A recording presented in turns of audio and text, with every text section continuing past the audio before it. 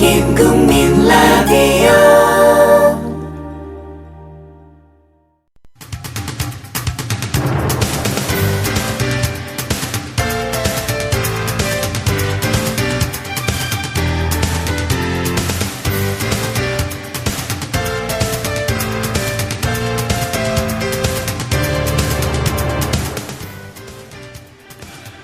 여러분 안녕하십니까? 정치내비게이션 아나운서 정승조입니다.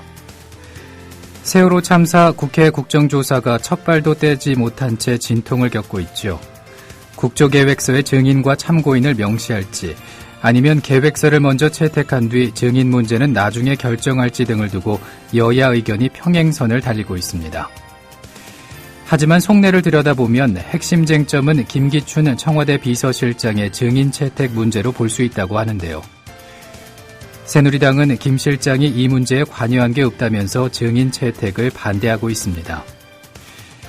세월호 사건에서 청와대가 어떻게 보고를 받고 상황 판단을 했는지, 이 과정에서 비서실장의 역할이 무엇인지 등을 규명하는 일은 진상조사의 핵심적 내용 가운데 하나일 텐데요. 박근혜 대통령이 증인에서 제외된 상황에서 김 실장 증언의 중요성은 더 커졌습니다. 바로잡힌 여당이라면 야당이 요구하지 않아도 청와대 비서실장을 증인으로 불러 꼼꼼히 묻고 책임을 따져야 옳지 않나 싶습니다. 정치 내비게이션 수요일 순서 시작하죠.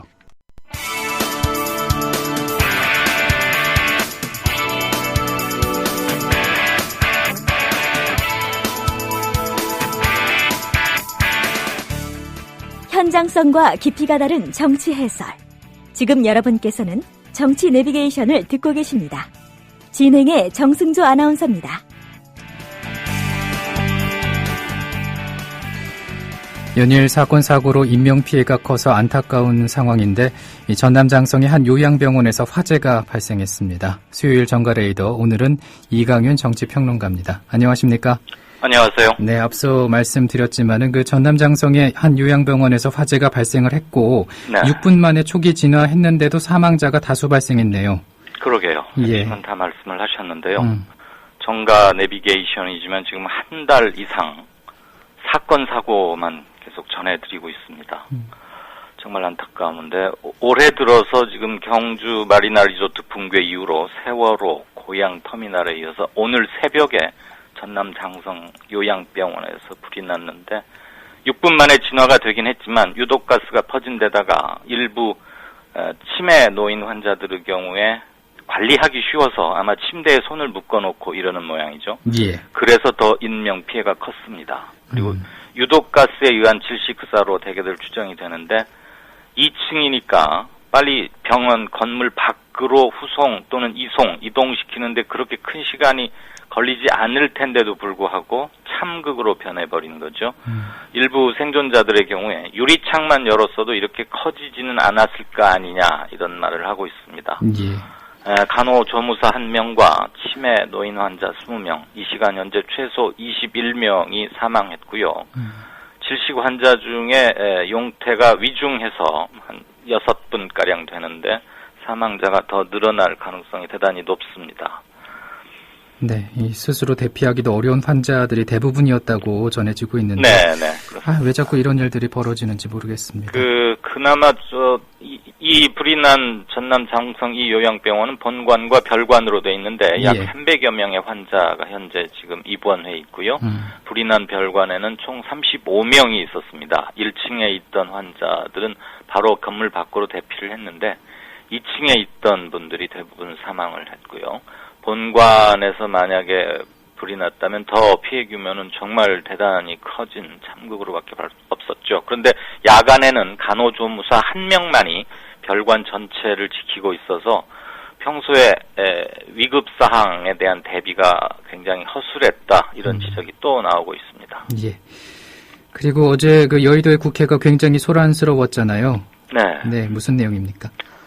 세월호 국정조사법이 이제 어제 처리되게 될 예정이었거든요. 본회의 통과되는 장면을 지켜보려고 유족 대표라고 할 수 없고 130여 명이니까 뭐 유족들의 반수가량이 안산에서 이제 오신 거죠. 그 장면을 지켜보겠다 그러는데 여야 이견으로 무산됐습니다. 그래서 뭐 가장 쟁점은 조사 대상 증인을 이렇게 콕 집어서 명기를 하자라는 게 야당 주장이고 예. 여당에서는 그런 전례가 없다 그러면서 극구 피했죠. 그러다 보니까 몇 시간째 공전되고 그러는 와중에서 또 이완구 새누리당 원내대표는 뭐 한 4시간 동안 아예 불통 잠적해버려가지고 여야 회담 자체가 연기되고 그 김기춘 청와대 대통령 비서실장을 증인에 넣느냐 빼느냐 이게 이제 핵심 쟁점이었습니다. 예. 그래서 몇 시간째 회의가 안 되고 그러니까 뭐 여야 원내대표 부대표들이 와서 이제 유가족 대표들한테 사과하고 미안하다 좀만 기다려달라 이러면서 그렇지만 새누리당이 완강하게 버티고 김기춘 실장 이런 사람 못 넣겠다고 하니까 합의 자체가 안 되는 거 아니겠어요? 예. 그러니까 유가족들이 아니 한 달여 전에도 기다리라 가만히 있고 좀 기다려달라 그 말만 하다가 우리 아이들이 죽었는데 아직까지도 이 여야 국회에 정치하는 사람들은 이런 소리 하는 거냐 하면서 강력하게 항의를 했고 자리를 떠나려고 하는 김재원 새누리당 원내 수석 부대표 어제 지금 이완구 대표가 자리를 상당히 비웠기 때문에 김재원 부대표가 원내대표 역할을 수행할 수밖에 없었는데 무슨 일이 있어서 잠시 어디 간다 그러니까 다시 막 회의장으로 떼밀기까지 하고 아무튼 바로 합의를 봐라 이러면서 강제적으로 압박을 했건만 끝내 안 됐습니다. 그래서 이 시간 현재도 130여 명의 유가족들은 국회의원회관 대회의실에서 그냥 침낭 같은 거 하나 깔고 농성 아닌 농성에 들어갈 수밖에 없습니다. 이분들은 이게 처리될 때까지는 국회를 떠나지 않겠다. 그러니까 한 달여 동안 진도 체육관에서 벌어졌던 풍경이 국회로 옮겨와서 지금 계속되고 있는 겁니다. 예. 새누리당이 그 양보를 하면 될 사안인데 예. 청와대 김기춘 실장을 증인으로 채택하는 것을 막아보려고 하다 보니까 지금 계속 이런 연장되고 있는 겁니다. 아무튼 그 김기춘 청와대 비서실장 증인 채택 여부 이게 그 핵심 쟁점이라고 볼 수가 있겠네요. 그렇죠. 그렇습니다. 뭐 대통령 자체가 나에게 책임이 있다, 무한 책임이 있다 그러면서도 그냥 말로만 그치고 사실 그런 책임이 있다는 진정성을 보이려면 필요하다면 나부터 조사해라. 나도 대통령인 나 자신도 일테면 누구로부터 몇 시에 어떤 보고를 받았고 무슨 지시를 구두 지시로는 어떻게 내렸고 몇 분 뒤 또는 몇십 분 후에 문서로는 어떻게 했고 관련자 무슨 회의를 했고 이런 거 그냥 소상이 있는 대로 밝히면 되는 거 아닙니까? 예. 이 조사라는 게 지금 무슨 형사처벌이라기보다는 일단 사고가 나서 어떻게 각자 움직였고 그렇게 해서 분야의 퍼즐을 지금 각각의 진실을 거대한 하나의 그림으로 딱 맞춰서 진상은 이렇다는 것을 일단 밝히고 뭐가 잘못된 점은 어디가 있으니까 그거에 맞는 책임을 묻고 그렇게 함으로써 앞으로는 그렇게 하지 못하도록 교훈을 얻는 것, 그렇게 해서 백서를 하나 만드는 것, 이런 게 사태를 해결해가는 수습책이자 그렇게 어려운 것도 아니고 누가 봐도 그렇게 흘러가는 게 순리 아니겠습니까? 그렇죠. 그런데 지금 국정조사에 누구를 조사하느냐 마느냐를 가지고 벌써 이러고 있는데 대통령부터가 나에게 무한 책임이 있다고 말을 했으면 대통령 이하인 모든 사람들이 조사에 응할 이유가 있는 거죠. 그러니까 새누리당이 좀 어제 그래서 유족들한테 강한 항의를 받았던 겁니다. 답답하게 그지없습니다. 네. 자, 그리고 유가족 대책에 유경근 대변인이 발표한 호소문의 반향이 크다는데 요지가 뭡니까? 네, 어제 발표한 건 아니고요. 그제인가 발표를 했는데 지금 계속 국회가 꼬이고 막 이러니까 핵심은 이겁니다. 잊지 말아달라. 세월호와 그 희생자들 잊지 말아달라. 그리고 세월호 사건의 해법은 임기 5년짜리의 정권의 문제가 아니다. 정권 퇴진으로 해결될 문제가 아니라고 유가족들은 보고 있기 때문에 박근혜 대통령 하야 주장을 안 하는 것일 뿐이다. 일부에서는 유가족들이 대통령 하야까지 원하는 것은 아니다라고 잘못 알려져 있기 때문에 내가 다시 한번 강조를 한다. 이러면서 유가족들의 의견을 모아서 발표를 했는데요. 본문 중에 꽤 길지만 요지만 간추리면 이겁니다. 세월호 사건은 정권이나 새누리당, 청와대, 대통령의 문제가 아니다. 만일 대통령을 바꿔서 해결된다면 대통령 물러나라고 소리쳐야겠지요. 그렇게 해결된다면 강제로라도 끌어내려야겠죠. 그러나 이것은 대한민국이 침몰하느냐 다시 떠오르느냐의 문제입니다. 임기 5년짜리 정권의 문제가 아닙니다. 정권 비판을 하기 싫어서 안 하는 게 아닙니다. 이러면서 제발 간곡하게 국민들께 부탁드립니다. 잊지 말아 주십시오. 잊지 안아주시는 것이 유가족들에게는 가장 큰 힘이 됩니다. 저희가 가장 두려워하는 것은 잊혀지는 것입니다. 라고 끝을 맺고 있는 이 호소문, 반향이 큽니다. 예. 그리고 이 검찰이 세월호 실소유주 비리에 대한 수사를 시작하면서 여러 가지 이제 수사 속보가 들어오고 있는데 그 유병원 전 세무그룹 회장의 장녀 섬나 씨가 프랑스 현지에서 체포가 됐어요. 네. 인터폴에 의뢰해서 적색 수배를 내려진 지 11일 만에 체포가 됐는데요. 이름은 유섬나 씨라고요. 계열사 간 거래로 80억 원 횡령 혐의를 받고 있습니다. 예. 우리 측이 프랑스 경찰에 유 씨가 어디에 있다, 파리 시내 한 중심가인 모 아파트에 숨어 있다라고 이렇게 은신처를 통보했고 그 얘기를 들은 지 5시간 만에 프랑스 경찰이 출동해서 검거를 했습니다. 현재 구속까지 된 건 아니고요. 예. 프랑스 법의 적용을 일부 받아야 되니까 프랑스 법원이 이 유 씨의 딸을 유섬나 씨를 구속해서 조사를 할지 구속까지는 안 할지는 일단 거기서 정합니다. 그런데 한국과 프랑스 사이는 범인 인도 협정이 있고 유 씨가 받고 있는 80억 횡령 혐의는 범인 인도 대상입니다. 그래서 우리 측 요구가 받아들여질 가능성이 높고요. 이번 사건 유 씨 일가족 중에 결정적 인물이라기보다는 결정적 인물은 이제 유병원 전 회장과 그의 둘째 아들인 혁기 씨라는 사람인데 이 두 사람이 지금 도피 중이지 않습니까? 예. 이들에게 심리적 압박은 상당한 효과를 미치겠죠. 어쨌거나 내부에서 제보가 있었던 것으로 보입니다. 그래서 전격적으로 어제 체포가 됐습니다. 예. 화제를 바꿔보겠습니다. 안대희 총리 내정자 그 정관예우 반발이 생각보다 크고 오래가는 분위기입니다. 네, 본인은 인사청문회가 시작되기도 전에 미리 11억 원쯤 사회 반환하겠다 그렇게 함으로써 좀 여론이 잠잠해지는 것을 당연히 기대는 했을 텐데 예. 양상은 조금 그렇지 않은 것 같습니다. 정서적인 배반감이랄까 그 다음에 일당으로 쳐서 말하자면 하루에 최소 1,000만 원씩 번 거 아닙니까? 그렇죠. 이런 것들이 굉장히 국민 민심 이반 요소로 작용하는데요. 10개월 동안 변호사 처음에는 지금 5개월 동안 16억 원쯤 벌었다 이렇게 밝혔지 않습니까? 예. 근데 변호사 사무실은 10개월간 최소 27억 원의 수입을 올린 것으로 이제 좀 확인이 되고 있습니다. 그러니까 상당히 늘어나는 거죠. 그러니까 안대희 내정자는 작년에만 그렇게 벌었다 처음에 그렇게 발표를 했어요. 5개월 동안. 근데 올해도 지금 한 4개월 있었던 거 아닙니까? 그리고 재산 22억 원 중에 총 재산 규모가 현금 보유액만 12억 5천만 원입니다. 상당히 이례적이죠. 예. 네, 이제 그것은 물론 본인과 부인 그리고 자녀들 계좌로 돼 있는데 현금만 12억 5천만 원. 그다음에 사회 환원을 한 시점의 순수성이 좀 의심받을 수밖에 없는 거 아니냐. 그래서 지금 여론 돌아가는 모양새는 관점에 따라 좀 다르겠습니다만은 적어도 정부 개조, 대통령은 국가 개조라고 하고 있는데 예. 정부가 됐든 국가가 됐든 아무튼 대개조를 해야 한다는 건 다 일치된 견해 아닙니까? 예. 이것을 진두지휘할 적임자로는 아닌 게 아니냐. 기존의 그 대쪽 이미지, 국민검사 이미지와 괴리가 너무 클 뿐더러 전관예우는 지금 바로 엊그제까지 진행된 일이거든요. 예.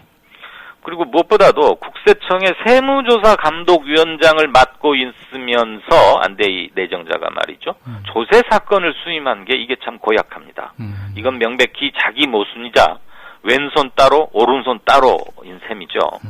그런데 앵커께서도 지적을 하셨지만 지금은 추상 같은 도덕성이 그 어느 때보다 절실한 거 아닙니까? 예. 그래야 정부를 개조하든 국가를 개조하든 개조한다는 얘기는 뭔가 개조당할 사람들이 있단 얘기잖아요. 그 개조당할 사람들이 그나마 수긍할 수 있으려면 도덕성이 절실한데 총리 자체부터가 최고의 전관예우, 초고액 전관예우를 받았다 그러면은 령이 먹히리라고 보기 힘들지 않겠습니까?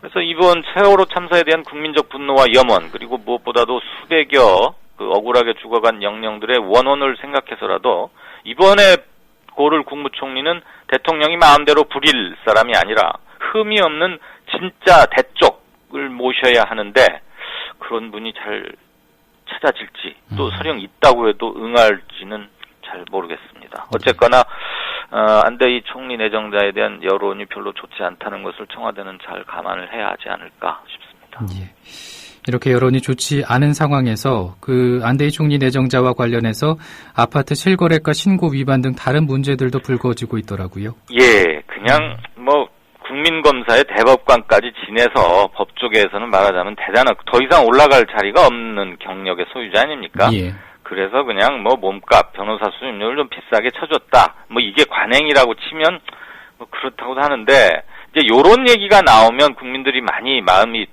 돌아설 수밖에 없죠. 실거래가 신고라는 건 지금 현재 그건 다 아시지 않습니까? 현재 지금은 제도가 많이 바뀌어서 아파트 사고 판값을 그대로 적게 돼 있잖아요. 그런데 안대희 총리 내정자 등기부 등본을 보면 작년 10월 11일 지금 문제가 됐던 서울 중구 회원동의 남산 롯데캐슬 뭐 주상복합 아파트 하나 매입했는데요. 80평쯤 된답니다. 근데 당시 이제 이게 미분양이었답니다. 예. 그래가지고 23%를 할인받아서 12억 5천만 원에 샀다고 계약서를 써서 신고를 했는데 등기부 등본에는 실제 구입 가격인 12억 5천만 원이 아니고 16억 2천만 원이라고 썼어요. 예. 이게 왜 문제가 되냐면 말이죠. 실제 분양가액과 등기부 등본상 거래 금액이 일치하지 않으면 향후에 양도세를 탈세하는 데 악용될 수 있습니다. 예를 들어서 말씀을 드릴게요. 10억을 주고 산 집을 15억이라고 등기부 등본에 써놓는다면 만약에 나중에 집값이 이게 올라서 한 20억 원이 됐을 때 그 집을 팔 수도 있지 않습니까? 예. 그럼 실제 이득은 10억이지만 양도소득은 5억밖에 안 되는 거죠. 15억이라고 썼는데 20억이 됐으니까 그 5억에 대해서 세금을 내면 되는 겁니다. 예. 그럼 지금 이런 경우에 해당한단 말이에요. 이거에 대해서 이제 총리 내정자 안대희 전 대법관은 분양업체에서 할인해준 자기 그 미분양돼서 할인해준 금액만큼을 말하자면 그 회사에서 대신 내준 거라 할인이 없이 구입한 이전 기존 분양자들이 반발할 수 있어서 그렇게 16억 얼마라고 쓴 거다. 뭐 이제 이렇게 했는데 법을 많이 아시는 분이니까 이게 그렇게 확실히 설득을 하리라고 예상을 했는지는 저도 좀 궁금합니다. 아무튼 실거래가 위반인 건 맞습니다. 아무튼 그 의문스럽네요. 그 상황들이요. 자, 그리고 이 대통령이 정부 조직 개편에 역점을 두는 모양새입니다. 네, 대국민 담화를 통해서 뭐 없애고 뭐 만들고 이렇게 하겠다고 밝혔잖아요. 8일 예. 전에. 그런데 8일 만에 조금 좀 바꿨습니다. 그래서 지난 8일 전의 대국민 담화가 굉장히 좀 서둘러서 면밀한 고려 없이 긴급하게 막 발표하다가 뭐가 좀 허점이 생겼던 거 아니냐, 이제 이런 얘기도 안팎에서 나오고 있는데, 예. 그 정부조직법 개편의 요지는 뭐 해경 폐지하겠다, 안전행정부 축소하겠다 이런 거였잖아요. 그런데 이제 어제는 교육, 사회, 문화 담당 부총리제를 신설하겠다. 그리고 뭐 국가안전처는 물론 이제 하겠다는 거고 인사혁신처를 만드는데 안전행정부는 이름을 다시 또 행정자치부로 간판을 바꾸기로 했습니다. 그러니까 1년 석 달 만에 다시 옛날로 돌아가는 겁니다. 예. 그 간판 바꿔다는 비용만 해도 적지 않습니다. 그러면서 인사기능은 인사혁신처로 넘기고 조직기능, 행정부의 조직에 관한 기능은 남겨주기로 했습니다. 예. 너무 이렇게 자주 바꾸는 것, 그리고 결국 중요한 것은 뭐 집을 바꾸는 게 아니라 그 집에 들어가서 살고 있는 사람들의 생각, 즉 공무원들의 DNA, 업무 작동 방식, 업무에 대한 태도, 국민들을 대하는 태도, 이런 걸 바꾸라는 거 아닙니까? 예. 근데 지금 자꾸만 너무 정부조직법, 이 하드웨어에 해당하는 집만 고치고 있다, 이런 얘기도 일부 나오고 있는데 뭐 필요하면 바꿔야겠죠. 그건 대통령의 권한이고 맞긴 합니다만 이런 것보다는 내부 수리에 좀 더 했으면 한다, 이런 여론도 상당합니다. 예. 시간 한 1분 정도 남았습니다. 네, 감안해서 말씀해 주시고요. 네. 그 이제 지방선거 며칠 남지 않아서 이 질문을 안 드릴 수가 없습니다. 예. 그 서울시장 선거 전 관련해서 가족 네거티브라고 할까요? 양측 공방이 좀 심한 상황인데 네. 그 정몽준 후보 측의 시비 걸기에 당내에서조차 비판을 사고 있다고요. 예. 엄밀히 말해서 네거티브라기보다는 이건 그 트집 잡기라는 표현이 정확할 겁니다. 예. 네거티브라는 것은 사실인데 좀 약점인 것, 부정적인 것을 막 집중적으로 이렇게 들춰가지고 그 사람을 깎아내리는 이런 선거전을 네거티브라고 하잖아요.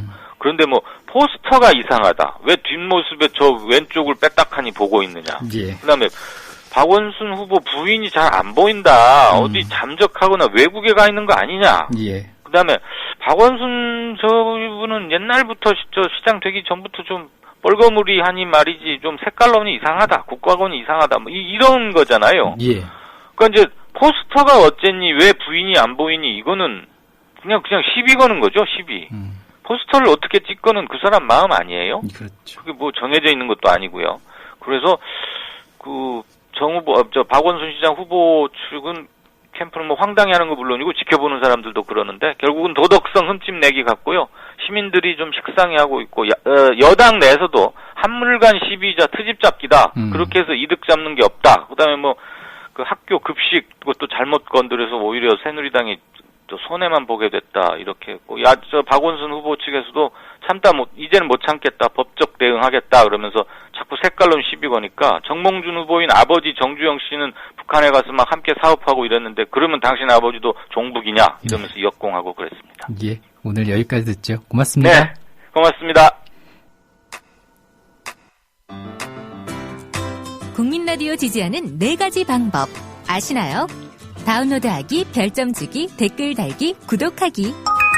국민 라디오를 보다 많은 이들에게 전할 수 있는 가장 손쉬운 방법. 다운로드하기, 별점 주기, 댓글 달기, 구독하기. 잊지 마세요. 다운로드하기, 별점 주기, 댓글 달기, 구독하기.